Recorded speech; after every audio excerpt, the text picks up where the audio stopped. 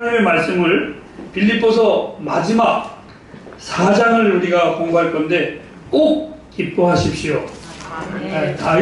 바울이 내가 너희에게 다시 말하노니 기뻐하라. 이 말씀을 우리 표현으로 말하면 꼭 기뻐하라. 바울은 지금 교도소 안에 있는 사람이 밖에 있는 우리를 향해서 기뻐하라고 합니다. 우리가 오히려 위로해야 되는데 위로 받아야 될 사람이 위로해 줄 사람들에게 오히려 위로하면서 너희들은 기뻐하라. 내가 다시 말하노니 꼭 기뻐하라. 다시 합시다. 꼭 기뻐하십시오. 꼭 기뻐하십시오. 아멘. 아마 제가 이렇게 얘기할 때 여러분들은 속으로 이미 답이 나와 있는 분도 있을 겁니다. 누군 기뻐하지 않으려고 그러나? 예, 오늘 그 문제를 여러분들과 저하고 함께 해결해 나가도록 하겠습니다. 오늘은 하나님의 말씀을 들으시면서 한번 상상도 해보시고 또 생각도 많이 해보시고 그림도 한번 그려보시기를 바랍니다. 예수님께서 이 땅에 오셔가지고 제자들을 선택하시고 3년 동안 그 제자들과 같이 계셨습니다. 그리고 때로는 산에 가시기도 하고 들에 가시기도 하고 때로는 우리 주님이 여러가지 사역의 현장에 그 제자들을 데리고 다니기도 하셨습니다. 근데 그것도 오늘날과 같이 목사하고 한 번 일주일에 만나거나 한 주간에 성경 공부할 때 한 번 만나는 것이 아니라 예수님께서는 3년 동안 제자들과 함께 먹고 함께 기도를 했습니다. 상상해 보시기 바랍니다. 예수님하고 있는 게 재밌었을까? 재미없었을까? 근데 예수님의 제자들이 항상 무슨 생각을 했냐면 예수님과 가까이 있는 것을 늘 자랑했습니다. 특별히 요한사도 같은 경우에는 주의 품에 안긴 자, 자기를 얘기할 때 그렇게 얘기했습니다. 또 자기를 표현할 때 주의 사랑을 받은 자. 좀 주책스럽지만 좌우지간 얼마나 좋았으면 좋겠을까. 자, 그러면서 하는 말입니다. 누나가 주일날 아침마다 나를 데리고 오는데 좋으냐 나쁘냐? 좋습니다. 네? 좋습니다. 네, 말 꼬지 말고 바로 얘기해요. 우리 예수님께서 제자들과 함께 3년 동안 매일 같이 사셨습니다. 그 제자들이 예수님이 좋았다 나빴다라는 표현을 떠나서 재미없었으면 얼마나 힘들었을까. 또 하나는 예수님께서 산에 가시든 들에 가시든 그 제자들이 언제나 아주 기쁨으로 주님을 호위하고 다녔습니다. 우리 주님이 재미없었으면 같이 있었을까? 분명히 재미있었을 것 같아요. 너무 즐거웠을 것 같아요. 그러니까 제자들이 기쁨으로 짜증 하나 낸 제자들이 없습니다. 신경질 낸 제자들도 없었고 투덜투덜거린 제자들도 없었습니다. 그냥 좋았습니다. 예수님이 좋고 나쁘고 선하고 안 선하고를 떠나서 예수님이 재미있었을 것 같습니다. 그렇죠, 여러분? 아멘. 하나님이 우리를 구원하신 것은 은혜라는 거룩한 이름의 감옥을 만들어 놓고 거기 안에서만 너희는 살아라, 이렇게 살기 위해서 하나님이 우리를 은혜를 주신 것이고 우리를 구원하신 것은 절대로 아닙니다. 하나님이 우리를 은혜를 주신 이유가 있었습니다. 이사야서 6장 1절부터 1장부터 3절까지에 보면 하나님께서 이렇게 말씀합니다. 포로된 자에게 자유를 주시고 갇힌 자에게 자유를 주시기, 노임을 주시기 위해서 라는 표현을 하셨습니다. 이 말은 율법 아래 있는 우리들, 죄 아래 있는 우리들에게 주님이 구원하시고 은혜를 주신 이유는 바로 자유케 하기 위해서 이 땅에 오셨고 우리를 구원하셨습니다. 사랑하는 여러분, 이 말씀을 더 알기 전에 이렇게 한번 질문을 던지겠습니다. 여러분들은 예수 믿으면서 내가 너희에게 진리를 주노니 이 진리가 너희를 참 자유케 하리라 하셨는데 정말 자유하십니까? 아니면 기독교라는 종교의 굴레 속에서 두려우면서 기쁨이 없이 수도승과 같이 예배를 드리고 계십니다. 오늘 그럼에도 불구하고 우리는 자꾸 자기도 모르게 매여있는 삶을 우리는 살아가고 있습니다. 왠지 웃으면 안 되는 것 같고, 왠지 즐거우면 안 되는 것 같고, 늘 우리는 무거운 소리만 들어야만 우리는 되는 것 같은 그러한 착각을 가지고 우리는 살아갑니다. 그래서 자기도 모르게 묶여있기를 원합니다. 자기도 모르게 그냥 어떠한 종교적인 굴레 속에서 살기를 원합니다. 이것을 보고 우리는 중독이라고 말을 합니다.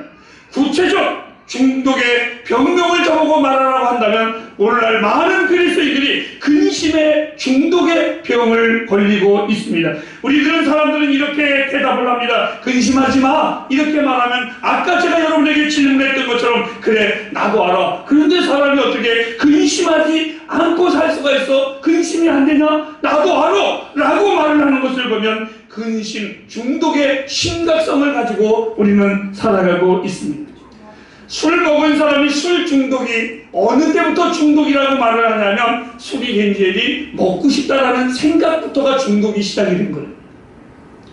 오늘 우리들은 근심하지 않아야 된다는 것을 알면서도 불구하고 어떻게 근심이 안 되라고 말하는 것을 보면 우리 인생들은 이미 근심의 중독에 다 걸려져 있습니다.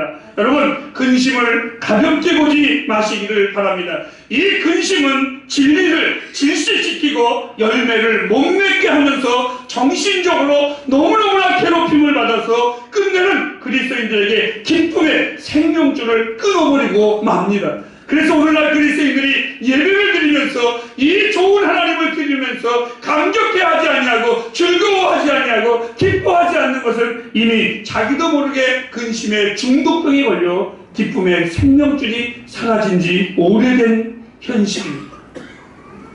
이제 우리는 웃을 수 있는 자유를 발견해야만 합니다.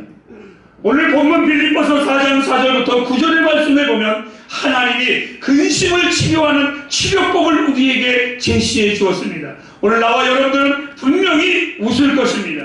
그리고 아주 행복하게 웃을 것이고 여러분의 얼굴에는 돌아가는 발걸음에는 기쁨의 화색이 반드시 있으리라고 저는 기대하고 있습니다. 오늘 빌립보서 4장 4절부터 7절 말씀 가운데 특별히 우리에게 기쁨의 놀라운 치료의 방법을 주시는 것이 있는데 그게 뭐냐면 기도의 삶이라고 가르쳐주고 있습니다. 아무것도 염려하지 말고 오직 모든 일에 기도와 간구로 너희 구할 것을 감사함으로 하나님께 아뢰라. 여러분 오늘 이 말씀을 좀 더 쉽게 제가 표현을 하겠습니다. 왜 기도하라고 하나님이 그러셨는가? 이것은 이제부터 여러분들이 근심하고 염려하는 모든 것들을 너희가 마음에 근심하지 말라, 염려하지 말라. 이 말은 여러분의 근심의 목록을 쓰라는 겁니다. 여러분들이 지금 근심하는 것이 어떤 것입니까?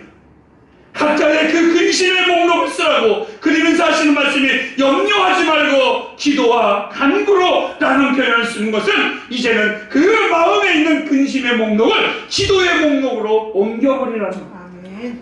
근심의 장부를 기도의 장부로 옮겨버리라는 겁니다. 모든 근심을 하나하나 하나님께 드리라는 것이죠. 더 이상 근심을 홀로 품지 말고 주님께 다 아뢰라는 것입니다. 다 아뢰라.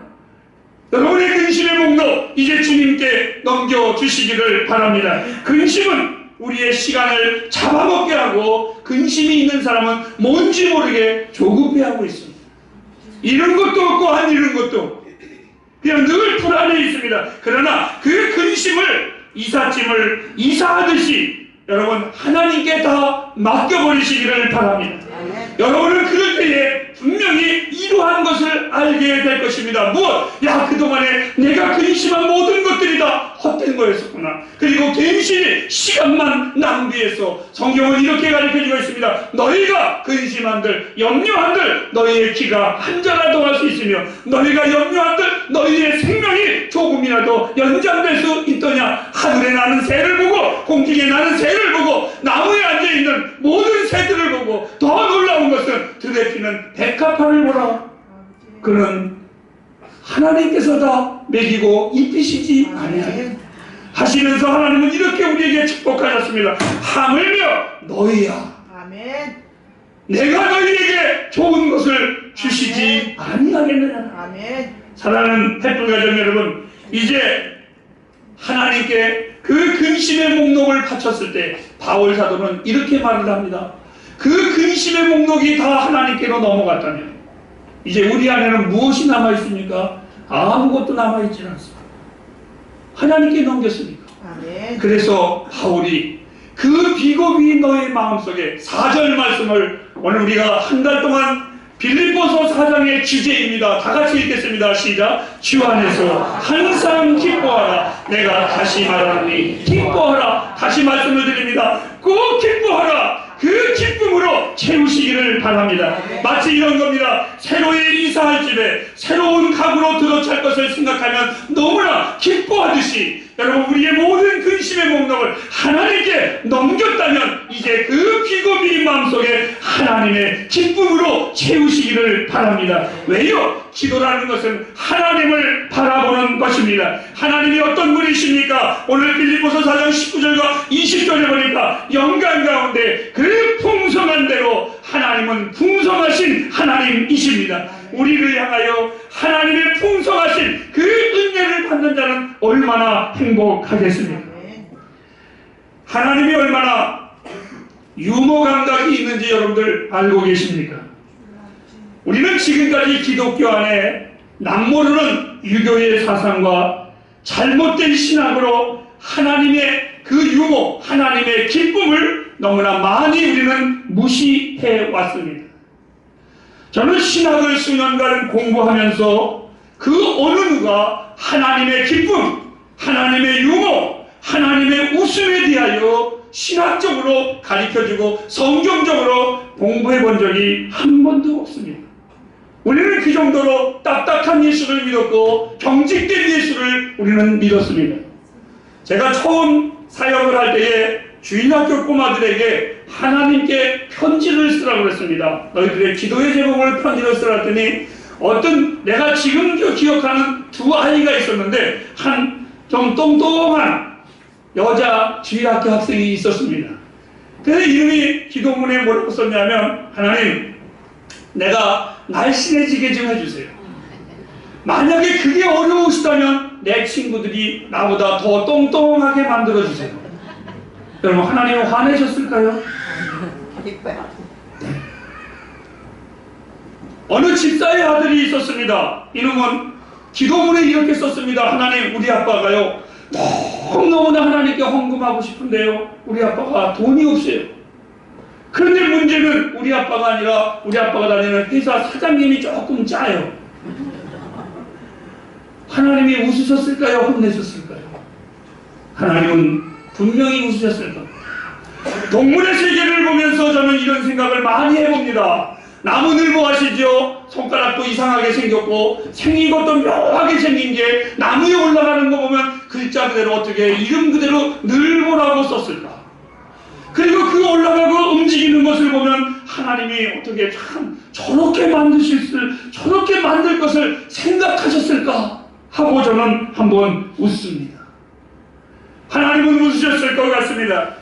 열왕기상 18장에 보면은 엘리야가 우상 집단들과 싸움을 할 때였었습니다. 그들이 정말 자기의 신 바알신과 아세라 신을 부르면서 가슴을 치고 통곡을 하고 정말 그들이 그렇게 불이 내려오기를 기도할 때에 아무런 응답이 없는 것을 보고 이 엘리야가 자기는 기도한 것도 아니고 나무에서 배짱 좋게 누워가지고 이렇게 그들을 향하여 말을 합니다. 얘들아, 이 거짓 선지자들아, 너희의 신을 향하여 너희의 신이 여행 갔나 보다. 그리고 너희들의 기도에 응답하지 않는 걸 보니까 너희의 신이 깊이 잠들었나 보다. 아니면 너희들이 그렇게 기도하는데도 불을 내리지 못하는 걸 보니까 힘이 다 빠졌나 보다. 여러분, 하나님께서 엘리야가 그렇게 큰 소리 치는 걸 들으실 때에 하나님이 엘리야야, 너 그러면 안 된다라고 했을까요? 아닙니다. 하나님은 너무나 흐뭇하게 웃으셨을 것 같습니다. 사도행전 20장 9절 말씀에 하나님의 말씀을 들을 때 여러분 졸지 마시기 바랍니다. 죽습니다. 그런데 저는요, 제가 주일학교 수련회를 한번 한 적이 있었는데 교회에서 재워놓고 새벽 5시에 새벽 기도를 해서 애들을 깨워놓고서 다 무릎을 꿇고놓고 기도를 하는데요. 이 꼬맹이들이 조금 있으니까 거기서 빠당 소리가 나고 저쪽에서 빠당 소리가 나. 그래서 왜 그런가 그랬더니 장로님이 새벽 기도 설교하는데 너무 길게 하니까 이놈들이 그만 졸다가 무릎 꿇고 꼬꾸라지는 거예요. 여러분, 유두고가 바울이 설교할 때에 문지방에 떨어져서 죽었습니다. 우리는 이 본문의 말씀을 가지고 늘 성도들에게 하나님의 말씀을 경건히 듣지 말라고, 죽는다고, 저주받는다고 이렇게 무섭게 들었지만, 저는 우리 주일학교 애들을 보면서 이 말씀을 볼 때마다 하나님이 유두고가 떨어졌을 때에 하나님이 화나셨을까? 마치 제가 웃는 것처럼 하나님도 웃으셨을 것 같습니다. 하나님은 정말 유머가 있으신 분입니다. 저 역시 설교를 하면서 수없이 말의 실수를 했습니다. 제가 첫 번째 전도사로서 부흥회를 학생회에서 인도함을 받았습니다. 그 첫 번째 부흥회를 갔을 때에 너무나 감격스럽고 너무나 좋아서 흥분되면서 설교를 했는데, 너무 흥분되다 보니까 그만 아들이 아버지를 낳는 성경에 기이한 현상이 벌어졌습니다. 아버지가 아들을 낳았어야 되는데 아브라함이 이삭을 낳았다라고 말을 해야 되는데, 제가 너무 흥분한 나머지 이삭이 아브라함을 낳았다고 그랬습니다. 그런데도 성도들은 다 아멘 했습니다. 웃었을까요? 하나님이? 야단쳤을까요?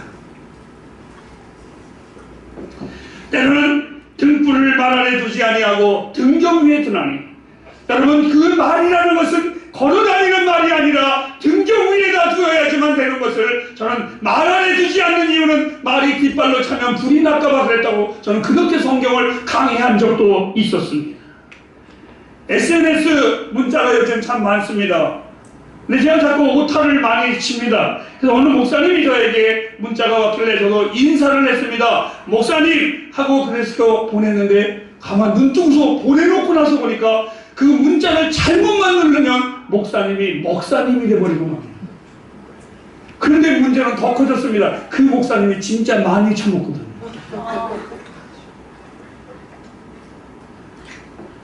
우리 찬양팀에게 금요일이나 토요일이 되면 문자로 교환을 합니다. 오늘 예배는 누구고, 이번 주 설교는 누구라고, 이번 주 설교에 제가 어느 목사님이시다 라고 문자를 보냈는데, 그만 보내놓고 났는데 우리 수진씨가 저에게 문자가 다시 왔습니다. 목사님, 이번 주 설교자가 누구라는 것이죠? 그래 그랬더니, 근데 왜 이번 주 선교자가 누구라고 이렇게 써서 보냈더니, 여러분, 지금까지 제가 웃지 못할 이야기들을 말씀을 드렸습니다. 하나님이 오늘 제가 이 설교했다고, 이런 예화 드렸다고 노하셨을까요? 하나님이 책망하실까요? 저는 이런 생각합니다. 하나님이 웃으셨을 거야. 그러니까 내 마음이 부족해도 편안하죠. 아멘.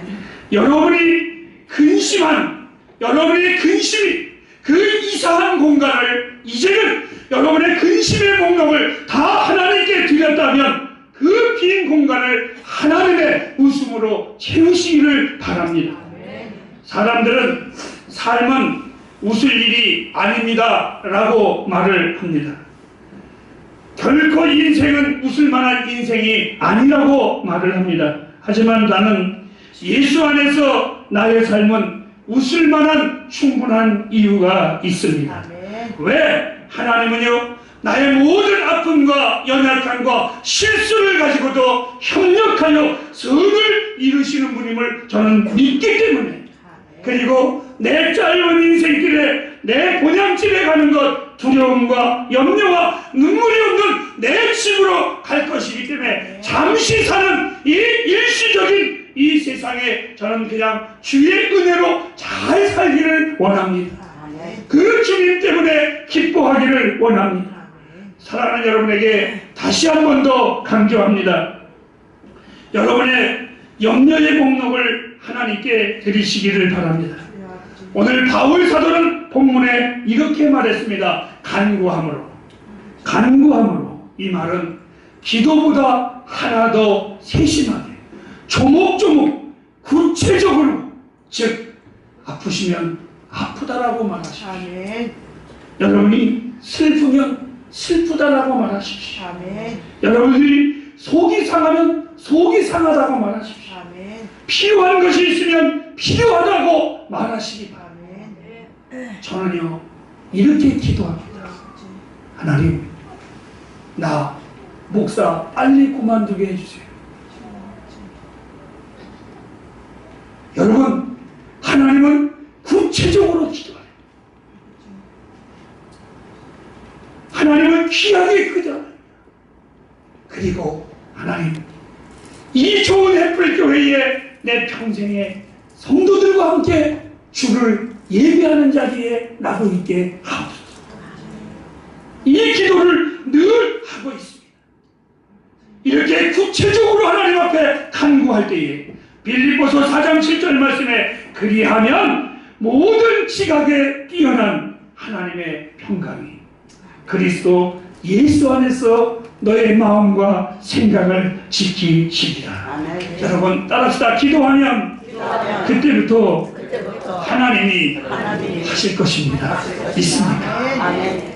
기도하면, 왜 기도하라고 그랬느냐? 기도하면 우리의 모든 염려의 목록을 하나님이 그때부터 하십니다. 아멘.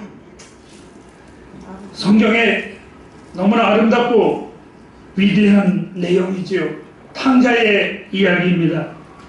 탕자가 부모의 재산을 가지고 나아가서 호랑방탕하게 산 위에 돈도 떨어지고 다 떨어졌을 때에 돼지우리에서 고민거리가 생각이 들었습니다. 하나님, 내가 우리 아버지 집에 가서 종문을 해도 이것보다는 잘 살 텐데, 이것보다도 귀하게 살 것인데. 그래서 이 탕자가 고민을 합니다. 아버지 집에 갈까? 일어섰다가는 내가 아버지 마음을 아프게 했는데 벼룩도 낯짝이 있지 하고 돌아주지 않습니다. 그러다가 돼지 지역 열매를 집어먹으면서 또 이 탕자가 후회합니다. 아니야, 가야지. 아멘. 몇 번이고 앉았다 일어섰다. 아버지가 받아줄까 안 받아줄까? 그리고 갈까 말까? 아니면 아버지가 나를 알아보실까? 아니면 아버지가 나를 버릴까? 책망할까? 수없이 고민했는데, 하지만 결론은 그 아들 탕자가 아버지 앞에 돌아왔을 때 그 아버지는 정말 글자대로 묻지도 않고 따지지도 않고 아멘. 즉각적으로 받아주셨습니다. 아멘. 무조건 받아주셨습니다. 아멘. 여러분, 그가 했었던 수많은 근심과 처음에 고민할 때 벌떡 일어나서 왔으면 그 긴 세월 내가 허랑방탕하지 않았을 텐데, 주여.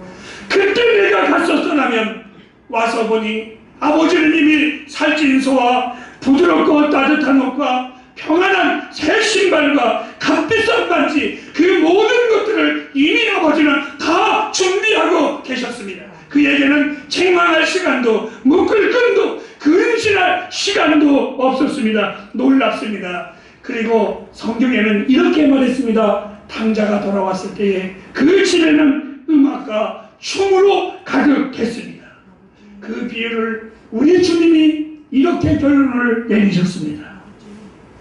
그들은 즐기기 시작했다고. 아멘. 나도 여러분도 가지고 있는 근심을 하나님께 맡기시기를 바랍니다.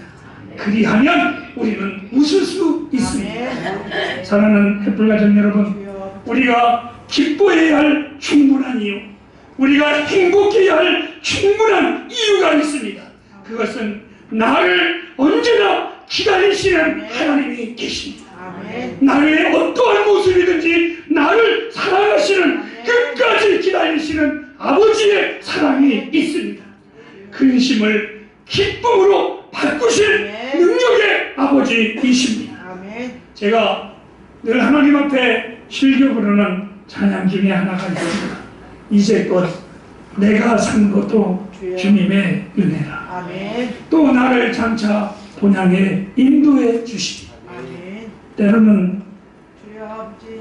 나의 모든 삶이 하나님 앞에 책망을 받고 미움을 받을 만한 수많은 일들을 했음에도 불구하고 이 찬양을 저는 아버지한테 부릅니다. 이제껏 하나님 내가 산 것도 은혜로 살았습니다. 아멘. 그럴 때마다 아버지는 나를 향한 그 은혜 때문에 무조건 나를 받아주십니다. 아멘. 무조건 나를 사랑해 주셨습니다.